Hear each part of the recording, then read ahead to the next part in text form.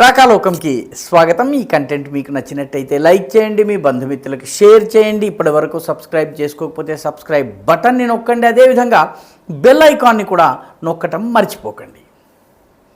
మిత్రులారా, ఎన్నికల పర్వం దాదాపు పూర్తయింది. 1వ తారీఖు తుది దశ పోలింగ్ పూర్తి కావడంతో మొత్తం ఎన్నికల ప్రక్రియ, చాలా సుదీర్ఘమైన ఎన్నికల ప్రక్రియ పూర్తవుతుంది. ప్రధానమంత్రి కూడాను 30వ తారీఖున ఎన్నికల ప్రచార పర్వం పూర్తి కానుండగా ఆయన 29వ తారీఖే ప్రచారాన్ని పూర్తి చేస్తున్నారు. ప్రచారాన్ని పూర్తి చేసిన తరువాత ప్రధానమంత్రి నరేంద్ర మోదీ ఏం చేయబోతున్నారు? ఆయన కూర్చుని ఎక్కడెక్కడ ఎన్ని ఓట్లు వచ్చాయి, ఎక్కడెక్కడ ఎన్ని సీట్లు వచ్చాయి, మనం ఎన్ని గెలుస్తాము, ఎన్ని ఓడతాము, లేకపోతే ఈరోజు పోలింగ్లో చిట్ట చివరి విడత పోలింగ్లో ఏం చెయ్యాలి, ఎటువంటి వ్యూహాలను అనుసరించాలి, ముఖ్యమైనటువంటి నాయకులతో చర్చిస్తారని గనక మీరు ఊహిస్తే మీరు పొరపాటు పడినట్టే. ఎందుకంటే ప్రధానమంత్రి నరేంద్ర మోదీ మనము అనూహ్యమైనటువంటి ఊహించనటువంటి పని చేయటంలో నిపుణులు, అందరినీ ఆశ్చర్యపరచడంలో కూడా నిపుణులు. ఆయన ఎన్నికల ప్రచార పర్వము తన యొక్క ప్రచార కార్యక్రమాల్ని ఒకరోజు ముందే ముగిస్తున్నారు. వాస్తవానికి 30వ తారీఖున ముగియాలి. ఈయన 29కే ముగించి కన్యాకుమారి వెళ్తున్నారు. కన్యాకుమారిలో ఎన్నికలు లేవు, కన్యాకుమారిలో రాజకీయాలు లేవు, కన్యాకుమారిలో వేరే ఏ పని లేదు.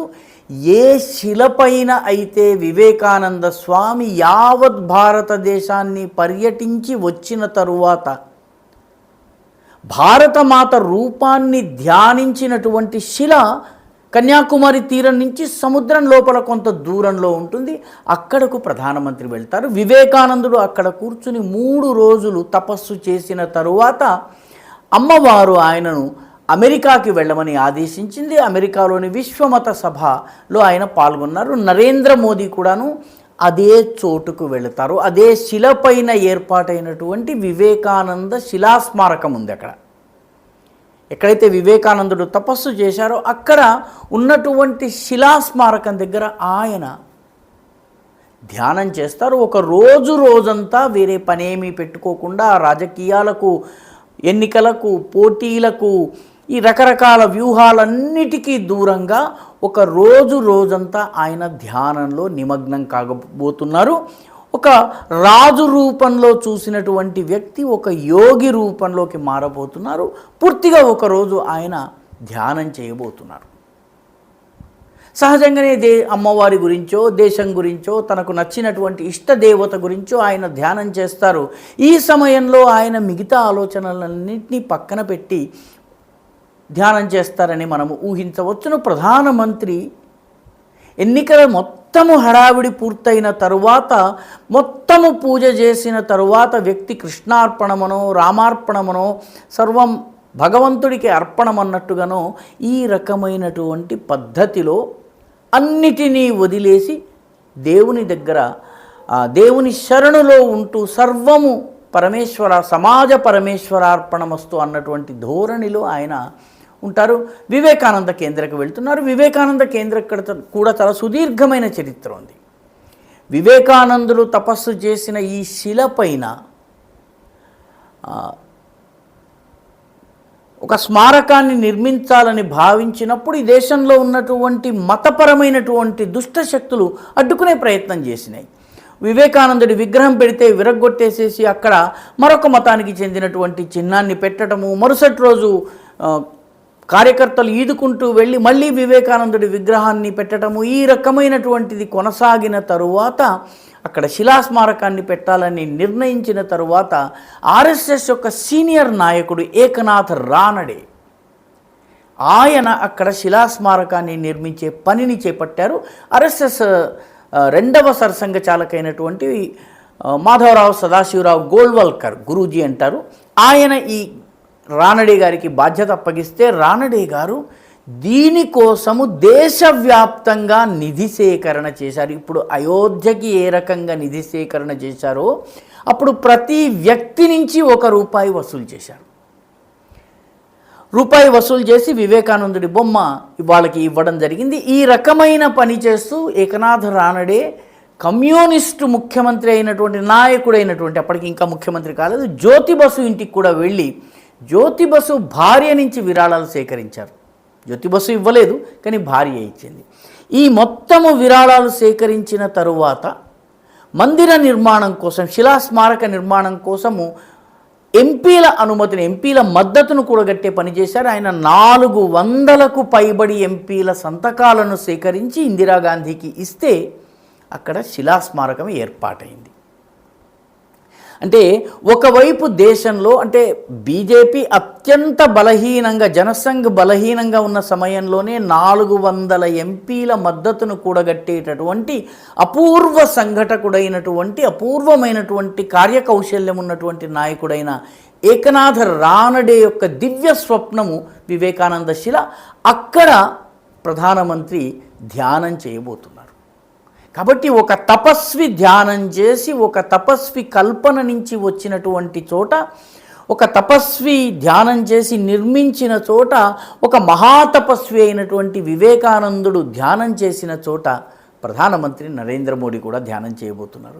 ఇది ప్రధానమంత్రికి ఈ రకంగా ఎన్నికలు పూర్తి కాగానే అన్నిటినీ పక్కన పెట్టి ధ్యానంలో కూర్చోవడం అనేది మొదటిసారి కాదు. 2019 ఎన్నికల్లో కూడాను తుది దశ పోలింగుకి ముందే ప్రధానమంత్రి కేదార్నాథ్లో కొత్తగా నిర్మాణం చేసినటువంటి ధ్యాన గుహ ఏదైతే ఉందో అక్కడ ఆయన ధ్యానం చేశారు. పూర్తిగా ఒకరోజు మిగతా ప్రపంచంతో కట్ ఆఫ్ అయిపోయి, మిగతా రాజకీయాలు వీటన్నిటినీ పక్కన పెట్టి ఆయన ధ్యానం చేశారు. దేశం కోసం, ధర్మం కోసం ఆయన ధ్యానం చేశారు.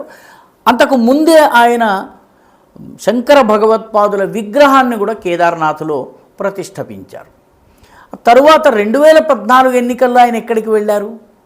2014 ఎన్నికల ప్రచారము పూర్తయిన తరువాత, తుది దశ ప్రచార పర్వం పూర్తయిన తరువాత పోలింగ్ జరగడానికి ఒకరోజు ముందు ప్రధానమంత్రి నరేంద్ర మోదీ మహారాష్ట్రలో ఉన్నటువంటి ప్రతాప్గఢ్కి వెళ్ళారు. ప్రతాప్గఢ్ అనేది ఛత్రపతి శివాజీ పరిపాలించినటువంటి కోటల్లో ఒక కోట. అయితే దానికి ఒక ప్రత్యేకత ఉంది. ఆ ప్రత్యేకత ఏంటంటే, ముష్కరుడైనటువంటి అఫ్జల్ ఖాన్ని, తుల్జా భవానీ మందిరాన్ని, పంఢరీపురాన్ని అన్నిటినీ విధ్వంసం చేసి గోవులను వధించినటువంటి, భయోత్పాతాలని, బీభత్సాన్ని సృష్టించినటువంటి అఫ్జల్ ఖాన్ని ఛత్రపతి శివాజీ ఇదే ప్రతాప్గఢ్ కోట దగ్గర హతమార్చాడు.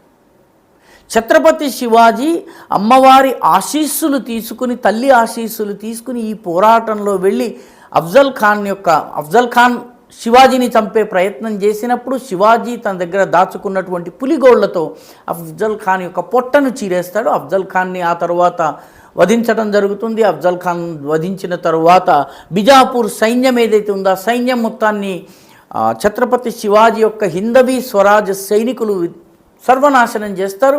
అఫ్జల్ ఖాన్ని కొట్టిన తరువాత ఛత్రపతి శివాజీ పేరు దేశమంతా మారుమోగిపోతుంది.